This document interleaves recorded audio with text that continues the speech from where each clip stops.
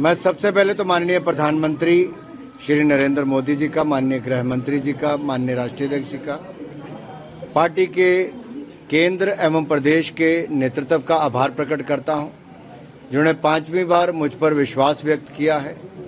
मुझे फिर टिकट देकर हमीरपुर लोकसभा क्षेत्र से लड़ने के लिए दावेदारी करने जा रहा हूं।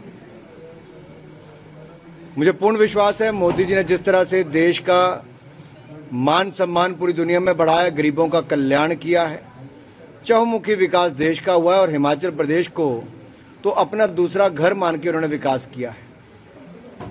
निश्चित तौर पर हिमाचल की जनता भी इंतजार कर रही है कि 2014-2019 में चारों की चारों लोकसभा सीटें जिताई थी, 2024 में भी चारों की चारों सीटें जिताएंगे और 400 पार करके दिखाएंगे।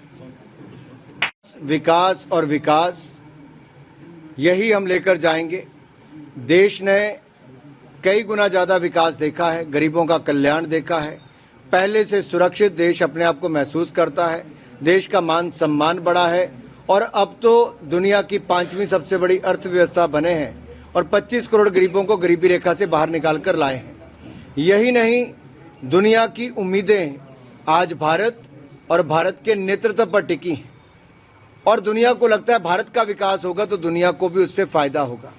भारत का नेतृत्व मजबूत होगा तो दुनिया में नेतृत्व देगा और इसलिए तो मोदी जी आज दुनिया के सबसे लोकप्रिय नेता के रूप में पिछले 4 सालों में लगातार चुनकर आए हैं।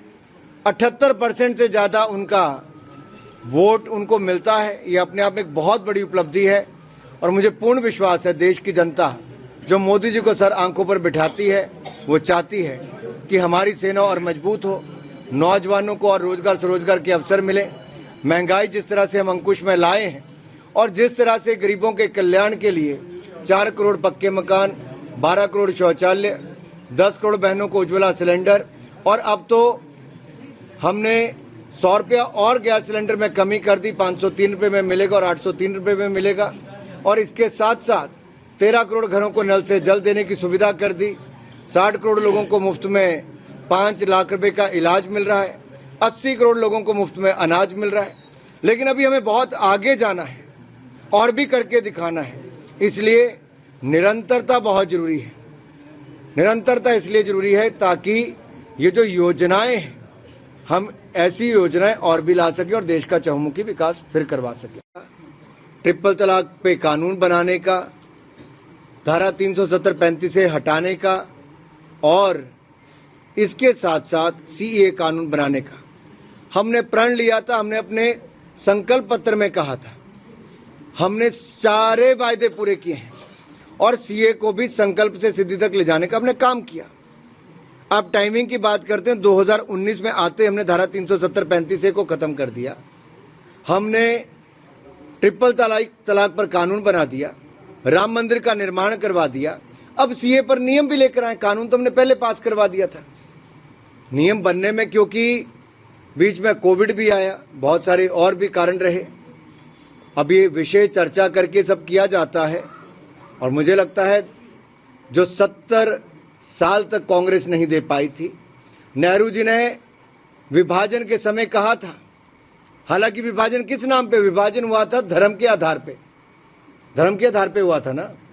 तो उसके बाद ये भी कहा गया था कि अगर कोई पाकिस्तान में रह गया है, अफगानिस्तान में, बांग्लादेश में है, तो उनको वहां की सरकारें अपने संविधान के अंतर्गत वहां के अल्पसंख्यकों को सुरक्षित महसूस करवाएगी, पूरे सब अधिकार देगी। जब नहीं दिए तब जाकर हिंदुस्तान को एक कानून बनाना पड़ा। अगर उन्होंने अपना काम पूरा किया होता, जैसे भारत में अल्पसंख्यक सुरक्षित भी हैं, सबका साथ सबका विकास में उनको सब सुविधाएं भी मिलती हैं, काश ये पाकिस्तान में भी हुआ होता, वहां नहीं हुआ, तब जाके भारत को एक कानून सीएए का बनाना पड़ा है। लोकसभा राज्यसभा दोनों ने सीएए को पास किया, अब तो नियम बनकर भी सामने आ गए और ये तो लागू होगा ही। इससे किसी की नागरिकता नहीं जा रही, नागरिकता देने का काम हो रहा है।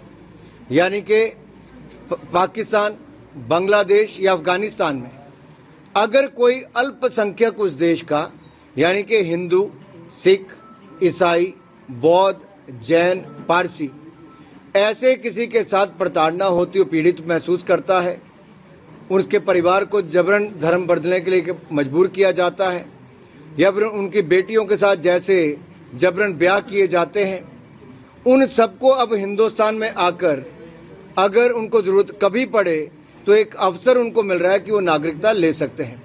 देश में ऐसे बहुत सारे लोग कई वर्षों से बसे हुए हैं जो शरणार्थी तो हैं लेकिन नागरिकता नहीं है, सुविधाएं का अभाव है। अब उनको नागरिकता भी मिल जाएगी। ऐसे बहुत सारे दलित परिवार हैं, सिख परिवार हैं, बौद्ध हैं, पारसी, जैन भी हैं, हिंदू भी हैं, जिनके साथ अन्याय हुआ, उनकी बेटियों की इज्जत लूट ली गई, जबरन ब्याह कर दिया गया। कहाँ जाते वो बेचारे? आज मोदी जी ने उनको नागरिकता देने का काम किया, लेकिन कुछ लोग भ्रम पैदा कर रहे हैं और आज उनके घर के बाहर प्रदर्शन भी किया इन लोगों ने आके। केजरीवाल जी, ममता जी, राहुल गांधी जी, अब तो झूठ बोलना बंद करो। पढ़े लिखे होकर भी आप भ्रम पैदा करते हो। आप एक ऐसी स्थिति पैदा करते हो कि देश को गुमराह किया जाए। मैं अपने मुस्लिम भाई और बहनों से कहना चाहता हूं, मोदी सरकार तो सबका साथ, सबका विकास और सबका विश्वास, इसी में विश्वास रखती है। हमने जो कुछ योजनाएं लेकर आए बिना भेदभाव से उसको लागू करवाया है, लेकिन ये जो पार्टियां हैं ये अपनी राजनीतिक रोटियां सेकती हैं। माननीय गृह मंत्री जी ने स्पष्ट किया है, किसी की नागरिकता नहीं जा रही बल्कि नागरिकता मिलने का काम हो रहा है। किसी का रोजगार नहीं जाएगा। ये तो वो हैं जिनको प्रताड़ित किया गया उन देशों में जहां कानून व्यवस्था चरमरा गई थी, जहां पर इनकी बहन बेटियों को दिन दिहाड़े उठाकर 14-14 साल की बच्चियों को जबरन ब्याह करने पे लगा देते थे।